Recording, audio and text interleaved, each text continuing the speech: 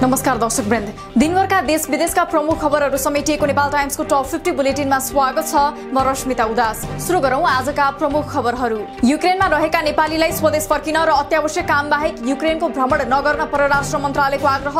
युक्रेनमा रहेका 38 नेपाली युक्रेन मामिला हेर्दै आएको जर्मनीको बर्लिन स्थित नेपाली दूतावासको सम्पर्कमा रहेको उल्लेख। समस्या परे बर्लिन स्थित दूतावासमा सम्पर्क गर्न आग्रह।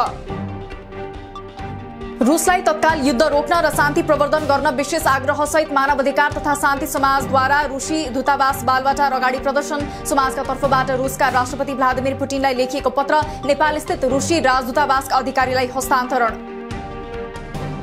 प्रतिनिधि सभाको बिहीबारको बैठकमा एमसीसी बारे सामान्य छलफल हुने प्रस्ताव अर्थमन्त्री जनार्दन शर्माले पेश गर्ने। महान्यायाधिवक्ताको वार्षिक प्रतिवेदन पेश गर्ने प्रस्ताव पनि सम्भावित कार्यसूचीमा समावेश। प्रतिनिधि सभा बैठक अघि कार्यव्यवस्था परामर्श समितिको बैठक बस्ने। सत्ता गठबन्धन नै एमसीसीको विपक्षमा देखिएपछि संसदबाट एमसीसी पारित गर्न प्रधानमन्त्री शेरबहादुर देउवाले मागे एमालेसँग सहयोग। 6 महिनादेखि संसदभित्रै आन्दोलनमा रहेको भन्दै माग पूरा भए मात्रै सम्झौता अनुमोदनमा साथ दिने ओलीको अडान। एमसीसी संसदबाट अनुमोदन गराउने विषयमा गृहमन्त्री बालकृष्ण खाँडको सक्रियता बढ्दै। सत्ता घटक माओवादी अध्यक्ष प्रचण्ड र एमाले अध्यक्ष ओलीसँग निवासमै पुगेर छुट्टा छुट्टै भेटवार्ता। एमसीसी सदनमा टेबल भए पनि पास गर्ने विषयमा सत्ता गठबन्धन भित्रै मतभेद देखिएपछि जसपा संघीय परिषद अध्यक्ष डाक्टर बाबुराम भट्टराईले अघि सारे दुई विकल्प गठबन्धनमा रहेका सबै दलले एमसीसीको पक्षमा भोट हाल्नुपर्ने नत्र नयाँ समीकरण बनाउनु पर्ने सुझाव। बिहीबार बस्ने संसद बैठकमा अनिवार्य उपस्थित हुन आफ्ना सांसदहरूलाई कांग्रेसको निर्देशन। एमसीसी बारे छलफल सुरु हुने भएकाले सबैलाई अनिवार्य उपस्थित हुन आग्रह।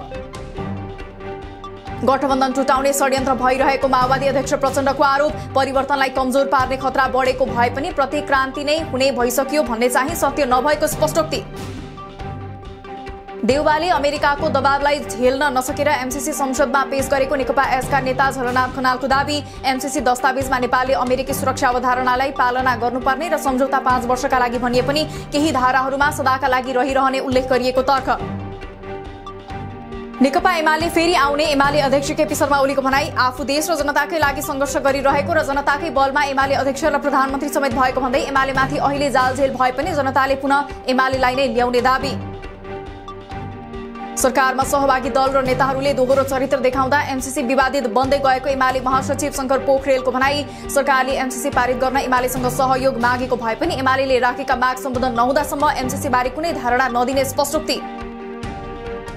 महन्त ठाकुर नेतृत्वको लोसपाले एमसीसीका पक्षमा मतदान गर्ने। अध्यक्ष ठाकुरको नेतृत्वमा बसेको पार्टी बैठकले एमसीसीका पक्षमा मतदान गर्ने निर्णय गरेको चन्दा चौधरीको भनाई। एमसीसीका विषयमा दोहोरो भूमिका खेल्न नहुने शहरी विकास मन्त्री रामकुमारी झाँक्रीको भनाई। पार्टी सचिवालयले एमसीसी यथास्थितिमा पास नगर्ने निर्णय गरेको भन्दै छलफल जरुरी रहेको उल्लेख। एमालेको मौनताले केही असहज बनाएको तर्क।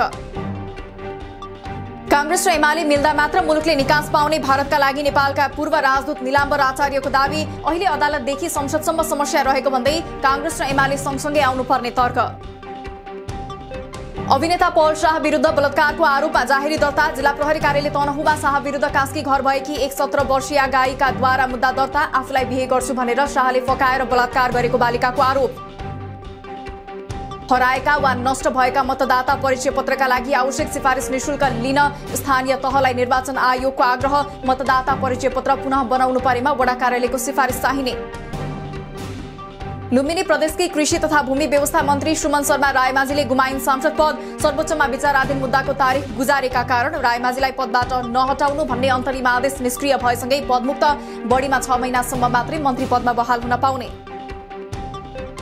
बैठक स्थगन भएको 3 महिना भन्दा लामो समयपछि प्रदेश संसदको अर्को बैठक फागुन 15 मा बस्ने। बैठकमा सरकारले केही ऐन संशोधन विधेयक, कृषि सम्बन्धी विधेयकहरू ल्याउने तयारी। चालु अधिवेशनमा प्रदेशको नाम टुङ्गो लगाउने दाबी।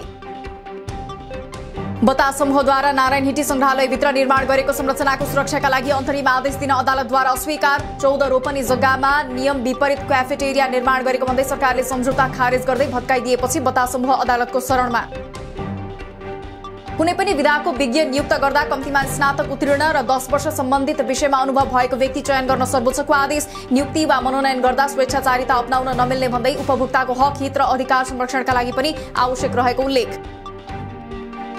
नेपालमा आज 8,500 बढीमा गरिएको परीक्षणमा 312 जनामा कोरोना पुष्टि। आजै 911 जना निको भए। थप 2 जनाले ज्यान गुमाउँदा 1,35,790 जनाले लगाए खोप। लोकगायक तथा कलाकार जयनन्द लामाको निधन। बिहान भक्तपुर स्थित घरको गेटमा आफ्नै गाडीबाट घोप्टो परेर लडेको अवस्थामा लामा मृत फेला परेको प्रहरीको भनाई। लामाको मृत्युबारे थप अनुसन्धान हुँदै। धरान रोडमा हत्या गरिएको अवस्थामा फेला परेका झापा दमकका दीपक सिग्देलको हत्या सिग्देलकै कान्छी श्रीमतीले प्रेमीसँग मिलेर गरेको खुलासा। पारिवारिक कलहका कारण कान्छी श्रीमती अनिता केसी र प्रेमी विराटनगर 4 का सरोज भण्डारीले हत्या गरेको प्रहरीको भनाई। दाङको तुलसीपुर बेलुवामा कोठा भाडा लिएर बस्दै आएका 19 वर्षीय ललित वली र रमन डाँगीलाई कुटपिट तथा अपहरण गरेको आरोपमा 5 जना पक्राउ।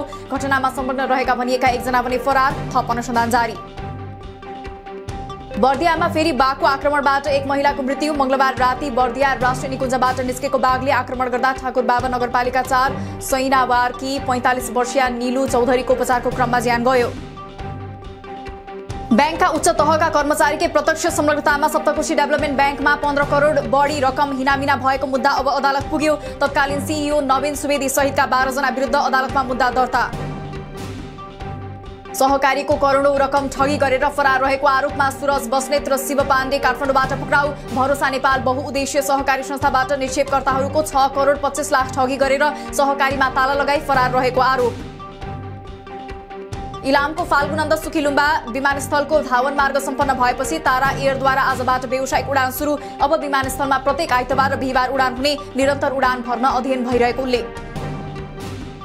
शुक्रबारदेखि देशमा नयाँ मौसमी प्रणाली भित्रिने र त्यसको प्रभावले देशका धेरै स्थानमा पानी पर्ने। आज सुदूरपश्चिम कर्णाली, लुम्बिनी र गण्डकी प्रदेशमा मेघगर्जन, चट्याङ सहित पानी पर्ने भएकाले सावधानी अपनाउन आग्रह। उच्च पहाडी तथा हिमाली जिल्लामा हिमपातको सम्भावना। 2 वटा सरकारी कार्यालय बीचको समन्वयको अभावमा दाङमा निर्माणाधीन 3 वटा सडकको काम रोकियो। लागत स्टिमेटमा रुख कटान गर्ने विषय नभएको तर काम गर्दा केही रुख काटिएकाले समस्या परेको सडक पूर्वाधार विकास कार्यालयको भनाई। नेपाली सेनाले सर्वोच्च शिखर सगरमाथा सहित नेपालका 4 वटा हिमालबाट 35 टन फोहोर संकलन गर्ने। यो वर्ष 22 चैतदेखि 22 जेठसम्म सगरमाथा सहित लोत्से, कञ्चनजङ्घा र मनासलु हिमालमा सफाई अभियान चलाइने।